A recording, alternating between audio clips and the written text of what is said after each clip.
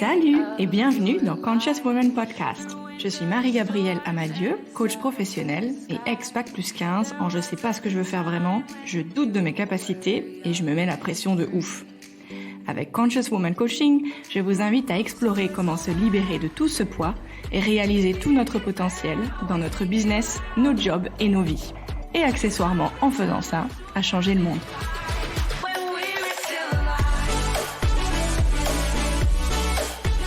Hello à toutes, j'espère que vous allez bien. Bienvenue dans l'épisode numéro 5 du Conscious Woman Podcast.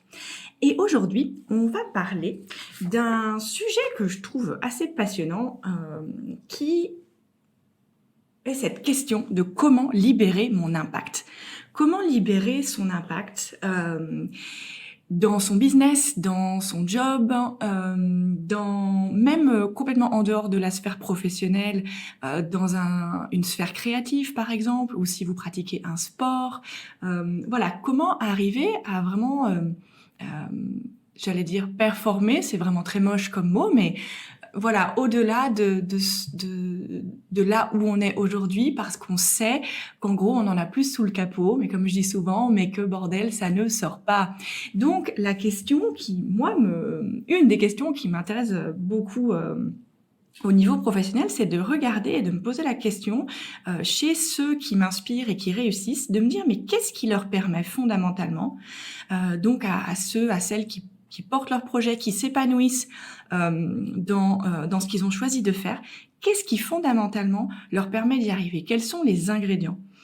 Et on sait que, en tout cas, j'en suis convaincue, il s'agit pas de technique, parce que évidemment, il y a énormément de gens dans le monde qui, quel que soit le domaine auquel on se réfère, qui ont la technique entre guillemets. Donc, si je sais pas, j'ai envie de faire quelque chose dans le domaine de la musique,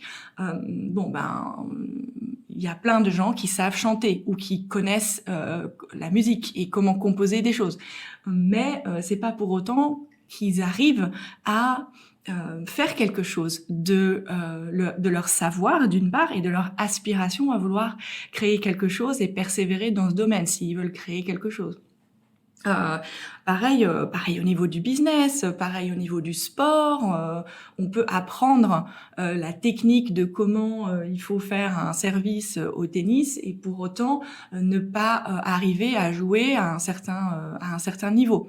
Donc sans dire qu'on doit tous arriver au niveau top du top numéro 1 mondial dans la discipline ou dans l'art qu'on se choisit. Moi, ce qui m'intéresse, c'est encore une fois, comment arriver en tout cas à vraiment avoir l'impression qu'on progresse, qu'on se dépasse et qu'on prend vraiment pleinement sa place et qu'on exprime son potentiel là où on l'a choisi. Et donc, mon observation au fil du temps, c'est que il y a vraiment deux ingrédients communs fondamentaux chez ceux qui donc réussissent dans les objectifs qu'ils se donnent ou dans les domaines qu'ils se sont choisis. Au-delà de la technique, bien sûr, la technique, à un moment, on va en avoir besoin, mais au-delà de ça, je pense qu'il y a vraiment deux ingrédients fondamentaux. Le premier, c'est que si vous regardez les personnes qui vous inspirent, elles ont accès, numéro 1, à leur désir. C'est-à-dire que ça paraît peut-être bête de le dire, mais déjà de savoir finalement de quoi j'ai envie. Est-ce que j'ai envie de faire de la musique? Est-ce que j'ai envie de faire du tennis? Est-ce que j'ai envie de créer mon business? Et quel genre de business? Ou si je suis dans une organisation, finalement, qu'est-ce que j'ai envie d'incarner? Comment est-ce que j'ai envie de prendre ma place et de me réaliser dans cette organisation? Donc, avoir accès à son désir, déjà, c'est essentiel. Et c'est pas si évident que ça, notamment pour nous les femmes, parce que pour accéder à son désir à soi, son désir unique, le nôtre, eh bien, il faut qu'on arrive déjà à aller creuser en dessous de toute la couche de désirs conditionnés qu'on a. Et comment on sait que ce sont des désirs qui sont conditionnés? C'est que ce sont les mêmes pour tout le monde. Ce sont les désirs génériques. Donc typiquement, et c'est souvent le cas dans la première phase de sa vie, eh bien on poursuit des désirs qui ont été programmés en nous par la culture dans laquelle on vit et l'époque dans laquelle on vit. Donc typiquement, réussir ses études, par exemple, obtenir un CDI, par exemple, acheter une maison, se marier, faire des enfants, tout ça. Donc c'est pas évidemment que ce sont des mauvais désirs. Hein. Il y a pas de mauvais désirs d'ailleurs, mais simplement quand on a les mêmes désirs que tout le monde, à un moment, on peut être sûr qu'il y a une couche plus profonde à laquelle on n'a pas encore touché. Et généralement, c'est ça qui se manifeste quand on commence à se sentir en conflit intérieur, hein, évidemment, où on se dit, mais ok, j'ai coché toutes les cases, mais à l'intérieur de ces cases, finalement, moi, de quoi j'ai vraiment envie Donc ça, c'est le premier ingrédient, c'est c'est arriver à savoir, mais finalement, de quoi j'ai envie. Et en soi, ça peut être le sujet de tout un programme de coaching ou de toute une quête, évidemment, de soi, d'apprendre à se connaître. Donc ça, c'est le premier ingrédient. Le deuxième ingrédient, c'est que si on regarde ces personnes qui nous inspirent et qui réussissent, et à un degré encore une fois, qui nous inspirent. Hein. Je dis pas que c'est forcément des personnes qui sont connues ou qui deviennent célèbres, mais des gens dont, quand vous regardez leur vie, vous dites, franchement, voilà, ça m'inspire parce que je vois qu'ils sont épanouis. Ils sont épanouis dans ce qu'ils font. Eh bien, ces personnes-là, elles ont accès à une forme de confiance. C'est-à-dire de capacité, quelque part, à y croire à leurs désirs. Et donc, cette capacité à y croire, cette confiance, est-ce que c'est confiance en soi? Est-ce que c'est confiance en quelque chose de plus grand? En tout cas, c'est une forme de confiance. Cette confiance-là leur permet d'oser. D'oser quoi? C'est pas oser pour oser, c'est oser poser des actes, tout simplement. Poser des actions qui, l'une après l'autre, permettent de construire quelque chose et de voir qu'on progresse. Et c'est cette confiance-là, d'ailleurs, qui permet de poser pas seulement une action ou quelques actions de temps en temps, mais de persévérer dans le temps. Donc ça, c'est l'autre challenge, évidemment, c'est une fois qu'on sait ce qu'on veut et qu'on commence à s'y mettre, eh bien, évidemment, il y a des obstacles et des hauts, des bas, etc. Et c'est cette confiance, me semble-t-il, qui est commune à tous ceux qui, entre guillemets, réussissent, c'est que ils arrivent à trouver la force de persévérer face aux obstacles.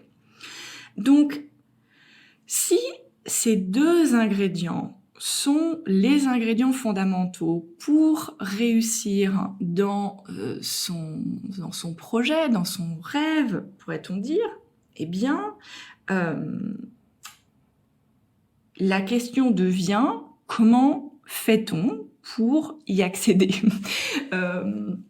Parce que ce qui est fondamental, je pense, dans le fait de réunir ces deux ingrédients-là, c'est que les actions que vous allez prendre quand vous êtes dans votre désir, juste votre désir unique, le vôtre, hein, ce dont vous savez que c'est pas quelque chose de programmé, c'est vraiment, oui, vraiment moi qui le veux, c'est que les actions qu'on prend à partir de cette base-là de désir et de confiance, ce sont des actions qui vont marcher, qui vont être efficaces, qui vont être justes, qui vont être épanouissantes. Et je crois que c'est ça qui permet de différencier aussi de l'action qu'on peut prendre et des choses qu'on peut faire, parce qu'on est d'accord que on n'est pas là sur son canapé toute la journée, a priori jusqu'à présent, donc on fait bien des choses. Mais on peut passer nos journées à faire des choses, mais qui ont une qualité, je dirais plus, entre guillemets, d'être busy, comme on dit en anglais, et pas forcément des actions épanouissantes. Vous voyez, on s'occupe, on fait, parce qu'il faut faire, on fait le quotidien, on fait des trucs de routine. Mais quand on a ces actions qui procèdent de l'accès à son désir et à une forme de confiance profonde, on remarque que la qualité de ces actions-là est différente. Elles sont épanouissantes, elles sont puissantes, elles sont satisfaisantes, elles nous font effectivement avancer plutôt qu'avoir l'impression qu'on fait, mais en fait on pédale dans la semoule et ça donne rien, quoi. Hein, parce que ça, on est aussi très fort pour faire ça, c'est-à-dire pour faire plein de trucs, pour se fatiguer, honnêtement, à faire tout un tas de choses parce que on pense qu'on doit les faire ou c'est comme ça qu'il faut faire pour réussir, et ça ne donne rien. C'est qu'en général, ces actions-là ne procèdent pas de cette base de désir et de confiance.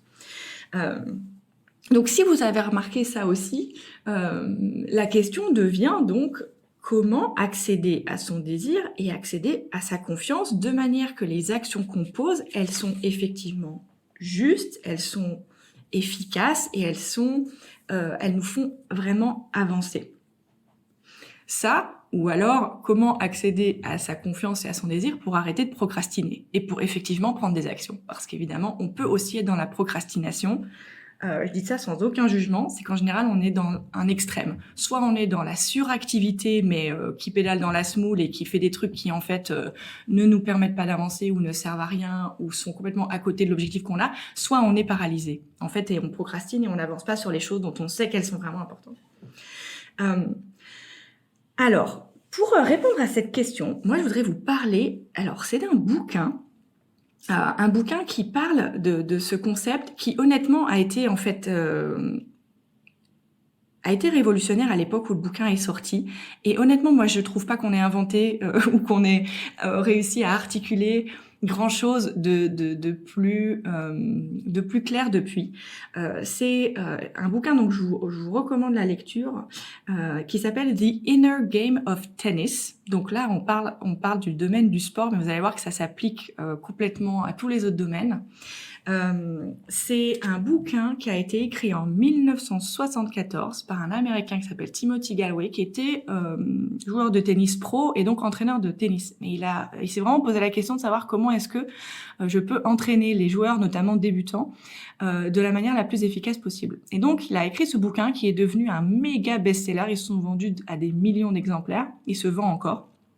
Et surtout, en fait, ce bouquin-là, bon, entre autres, mais il a vraiment, ce bouquin était à la source finalement de la révolution du coaching. C'est-à-dire que le coaching en entreprise, l'executive coaching, le coaching professionnel n'existait pas. Comme vous savez, il est venu du domaine sportif.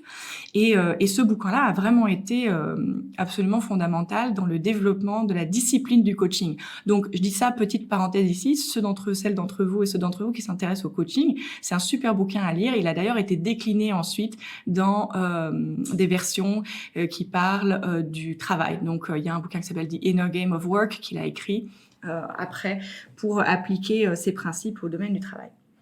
Mais donc, ce que Timothy Gallwey explique dans The Inner Game of Tennis, donc le jeu intérieur du tennis, c'est qu'en fait, on a deux parties en nous. On a deux soi.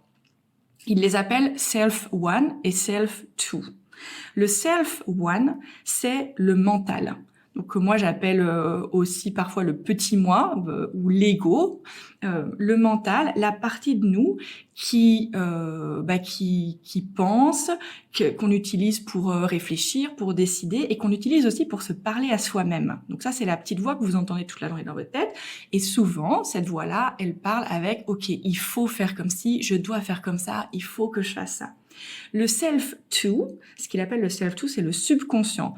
C'est ce que moi j'appelle parfois le grand moi, cette partie de nous à laquelle on accède quand on est en état de flow, quand on est détendu, quand on laisse les choses se faire et que quelque part, entre guillemets, comme par magie, ça marche.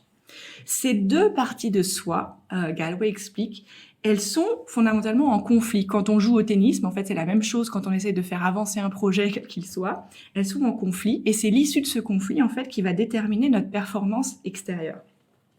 Ce qu'il explique, c'est que quand c'est le self-one qui dirige, en gros, on est dans une énergie où on essaye super dur et super fort de faire le truc.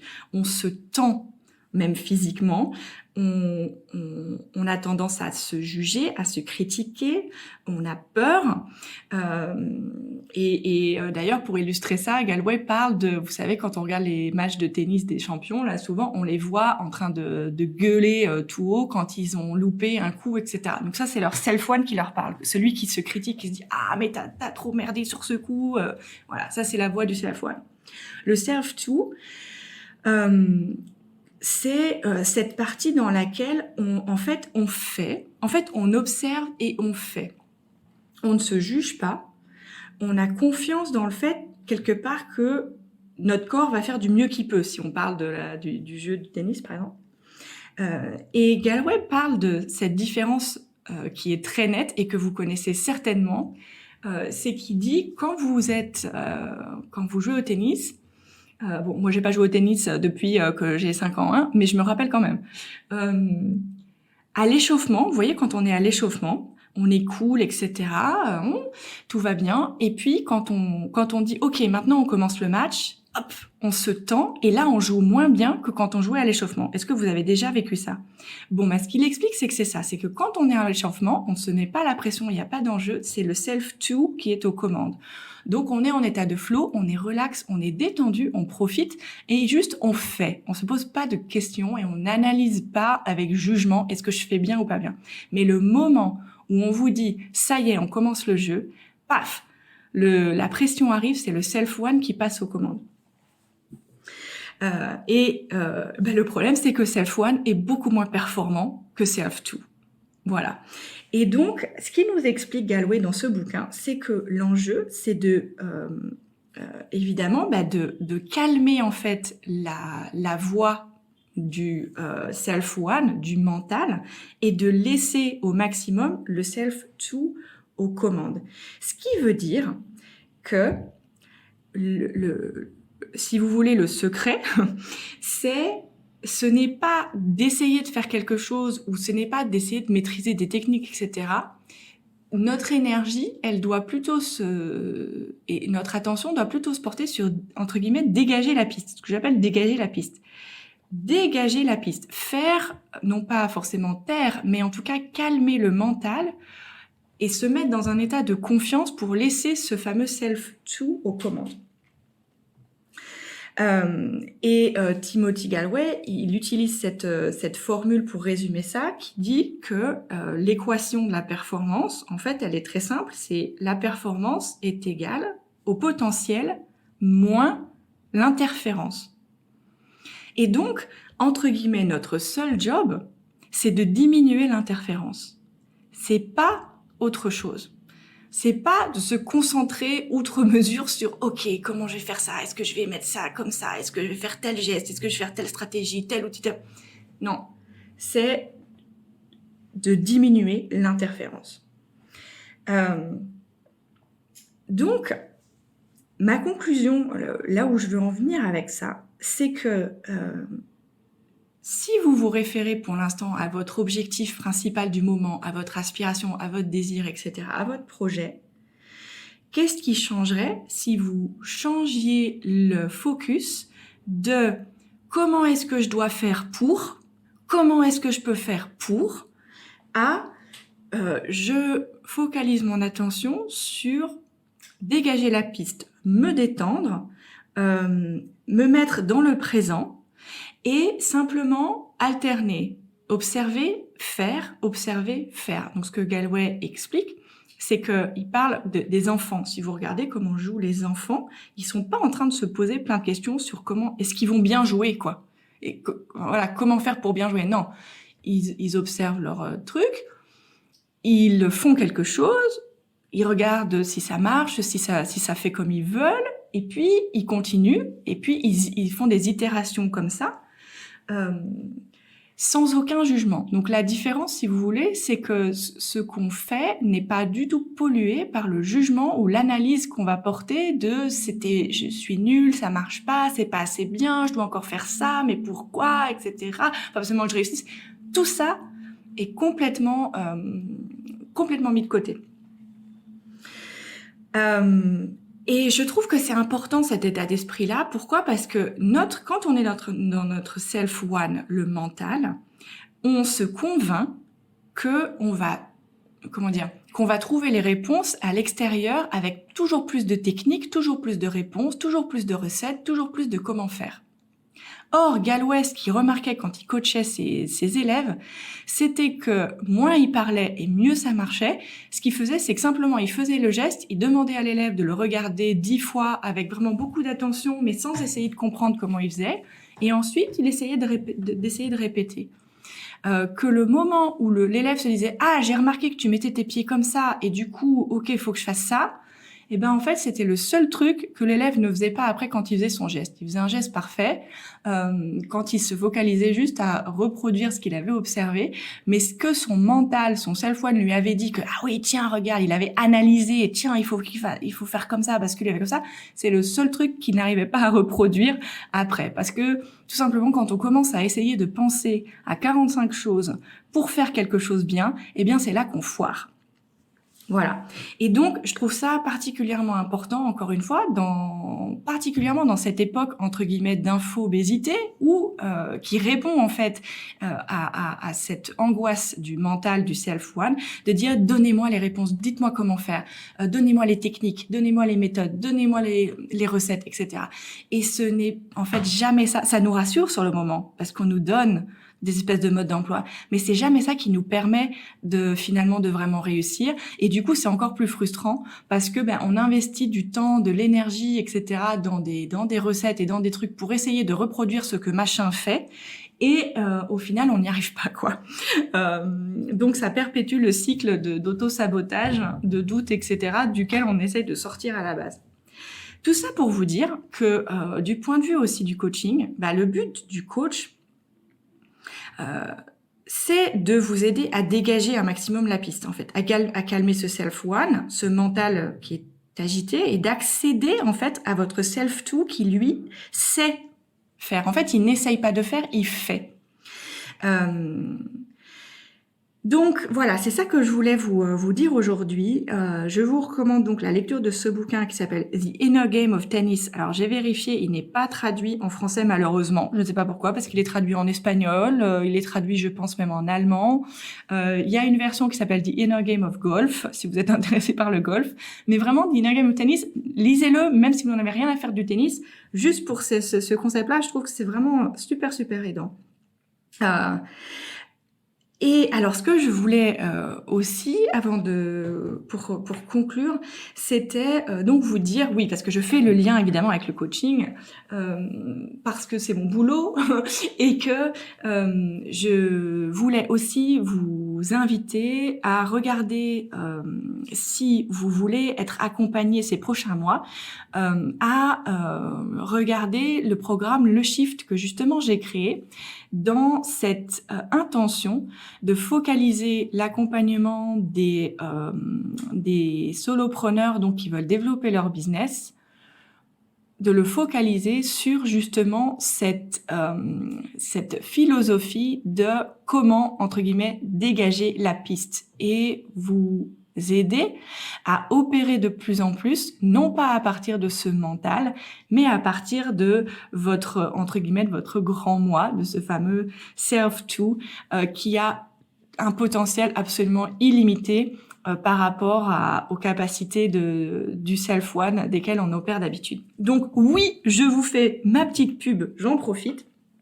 On commence la semaine prochaine, lundi 21 septembre, et donc les inscriptions se terminent cette semaine, et je serai ravie de vous avoir si vous avez envie de développer votre business et que vous voyez que votre obstacle, c'est ce self-one, les doutes, les peurs, la pression, le stress, l'auto-sabotage, la procrastination, l'auto-harcèlement, qui fait que vous n'y arrivez pas, alors que vous sentez qu'il y a énormément de choses là-dessous sous le capot qui sont prêtes à sortir. Donc si vous voulez plus d'infos, n'hésitez pas, vous m'envoyez un petit message par Instagram, sur Conscious Woman Coaching, ou sur ma page Facebook, Marie-Gabrielle ou Amadieu, ou par email, mg@consciouswomancoaching.com. Voilà, ça c'était la minute pub. En tout cas, j'espère que cet épisode vous aura éclairé, vous aura intéressé. N'hésitez pas à me dire ce que vous en avez pensé. Je vous souhaite une excellente semaine et je vous dis à la semaine prochaine pour un nouvel épisode. Ciao! Merci beaucoup de nous avoir écoutés. Et maintenant, venez, on discute sur mon compte Instagram, Conscious Woman Coaching, ou sur ma page Facebook, Marie-Gabrielle Amadieu. Qu'est-ce que vous retiendrez de cet épisode ? Si vous avez aimé ce podcast, partagez-le en l'envoyant à vos sœurs, vos cousines, vos potes, vos filles et vos mamans. Donnez-lui 5 étoiles sur Apple Podcast et abonnez-vous pour suivre tous les prochains épisodes gratuitement.